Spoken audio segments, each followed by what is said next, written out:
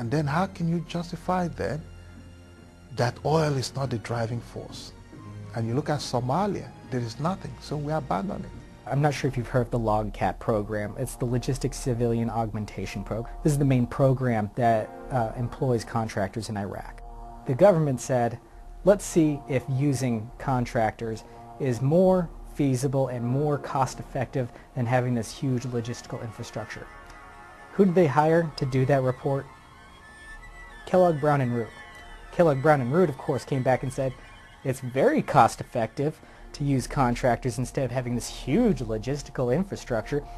And you know what? KBR then got the contract later on, of course. The only other company that's ever had a LOGCAP contract is DynCorp. It's an amazing opportunity worth billions of dollars. Kellogg Brown and Root is a subsidiary of the Halliburton Corporation, of which Dick Cheney used to be the chief executive officer. They charge us $100 a bag to do GI's laundry, and have also prohibited GIs from doing their own laundry. Many of them, which in Iraq, want to do it because Halliburton does such a crappy job. I mean, this stuff comes back smelly and is simply not clean. Unfortunately, the people that see how the money was spent and the people that see what the end results are don't really speak to each other. So there's never been a full audit all the way through. $3 trillion missing over how many years, who knows, but I'm not surprised. There is no oversight because these are now private activities of a proprietary firm. The Congress has no authority to demand the record books of these companies, even though all the money comes from taxpayers in contracts for these activities. So they decided to hire a contractor to do the contract oversight. Lockheed Martin's in the lead right now to go ahead and get that mission of being the fox that guards the hen house. For me, it's completely absurd to have a contract to audit contracts within a contract program. The defense corporations have made many billions of dollars from the war in Iraq, and that's always on the minds of congressmen who are given bribes by these corporations.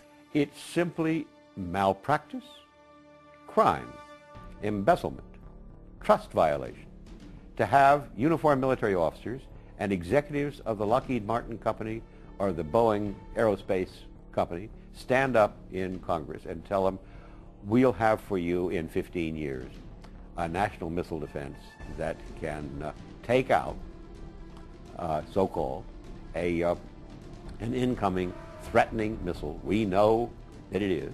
They can't do that. They know they can't do that.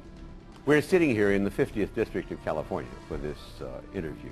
Our congressman, now spending 8.5 years in federal prison as the worst bribee in the history of the Congress, was Randy Duke Cunningham. He went out of his way to find military contractors who would bribe him in order to get him to put secret earmarks. Earmarks mean the secret addition to appropriations bills.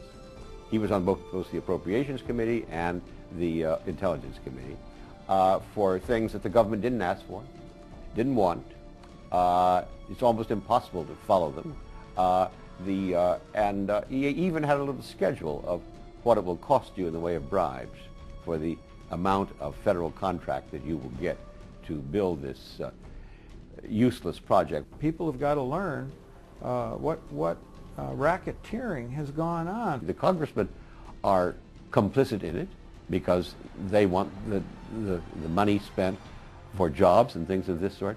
You have a very strong impression after a while that, of course, the national missile defense doesn't work.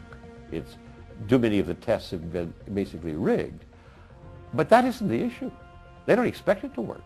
The important thing about it is that it's expensive. Budget is power, both in the military, and what a general or an admiral is able to cause Congress to fund whatever weapon system it is or shipbuilding or all that, it's peculiar. The admiral, when the general retires, and the next thing we see, he's a VP for But the practice is being scrutinized since former Air Force weapons buyer Darlene Druyan pleaded guilty to giving Boeing Company special treatment on a contract for 767 tankers at the same time she was negotiating with Boeing about a potential job. It's more important to put $1 in his pocket than what's good for the nation. Ultimately, that's real treason.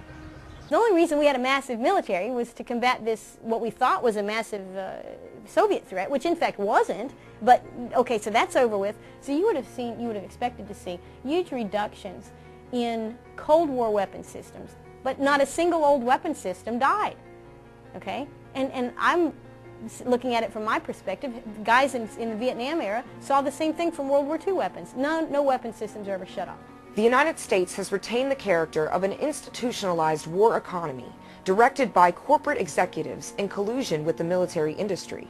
Even in peacetime, the American military expenditure has remained large, fusing the lines between militarism and war profiteering in what has become a permanently subsidized industry, better known as war corporatism. They have been forever inventing threats of attacks against us by people using ICBMs, satellites presumably, based in outer space that can be used to attack the Earth. Full spectrum dominance, as the Air Force rather obscenely likes to talk about what we're trying to exercise over the world. We see this disaster of our unilateral, belligerent foreign policy today, of pushing up against the erstwhile superpower, the Soviet Union, now Russia, pushing up against it by expanding NATO bases up to its borders, bringing former satellites into the North Atlantic Treaty Organization, and now the threat of putting national missile defense sites, rockets such as those at Fort Greely, or there's a few of them at Vandenberg Air Force Base here in California, putting them in Poland and Czechoslovakia, and claiming that they are a defense against a rogue state, Iran, which doesn't have missiles of this sort, and certainly does not have any form of nuclear weapon yet, and certainly not a nuclear weapon that's engineered down enough, small enough to be put on the top of an ICBM. The whole thing is crazy and should not be tolerated. We want to know, where are the members of Congress? Why is this stuff routinely approved every year without any intelligent debate?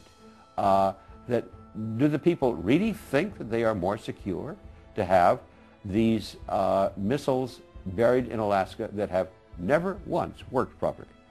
Sakharov, the Nobel Prize winner, explained to Russia back in the last days of the Soviet Union, there's no difficulty in defeating Ronald Reagan's Star Wars. Clinton, frankly, was maybe not as bad as Bush, but he was bad. And Kosovo, that was an unnecessary manufactured war in the Balkans. The Kosovo War did not have to happen. This was about justifying the necessity of NATO. There have been multiple protests of U.S. bombing of Yugoslavia, but we also saw in front of the Parliament building, they burned American flags.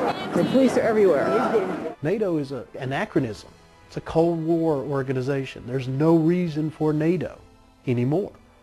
And that war was all about giving NATO a reason to exist and to continue existing. And in fact, it has not only continued to exist, it has expanded. And in fact, that war coincided with the expansion of NATO into Poland, the Czech Republic, and Bulgaria, as I recall, was the third at the time.